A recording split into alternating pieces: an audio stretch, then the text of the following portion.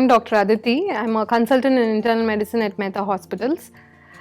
Today, we are going to spend a few minutes on what values are desirable in order to have a good blood sugar control in diabetic patients.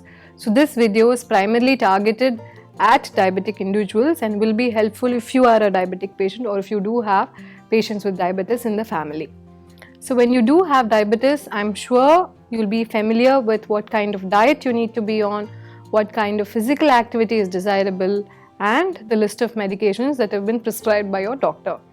And I'm sure you would have been already insisted upon the importance of the regularity of intake of medications and the importance of compliance with the dietary and lifestyle modifications, and the importance of frequent follow-ups with your physician as well.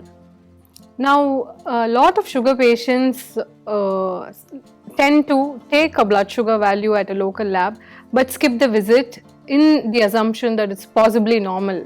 It's about 250, that should be okay. I've had previously 400, so compared to 400, 250 seems to be okay, is what most of my patients argue with when I ask them why you haven't turned up in the previous 6 months or a year maybe.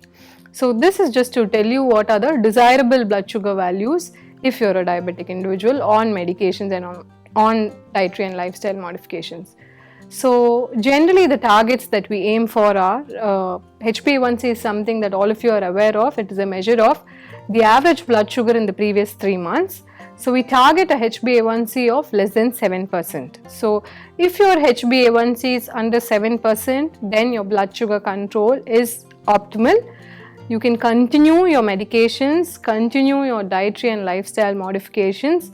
A HbA1c of 7% or under does not immediately imply that your blood sugars are under control and that you can stop the medications, which is what is commonly assumed by a lot of patients, because the medications and your modifications are required to control the HbA1c. So once you remove them, the HbA1c is no longer going to be under control.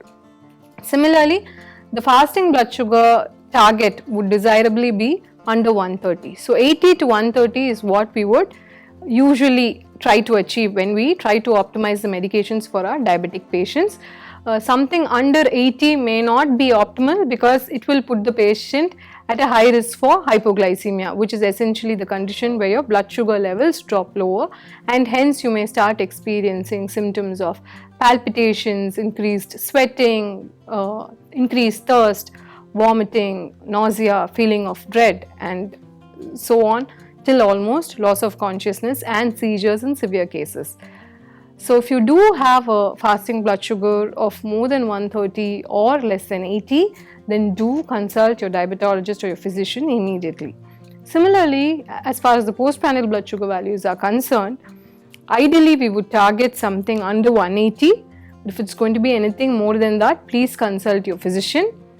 If your HbA1c is under 6.5, then your blood sugar control is extremely stringent. In some cases, if there are episodes of hypoglycemia, it may require tapering of medications. So do remember your targets. Every time you take a blood sugar report, please consult with your physician. Make sure you're on the right amount of medications. Hope this helps. Thank you.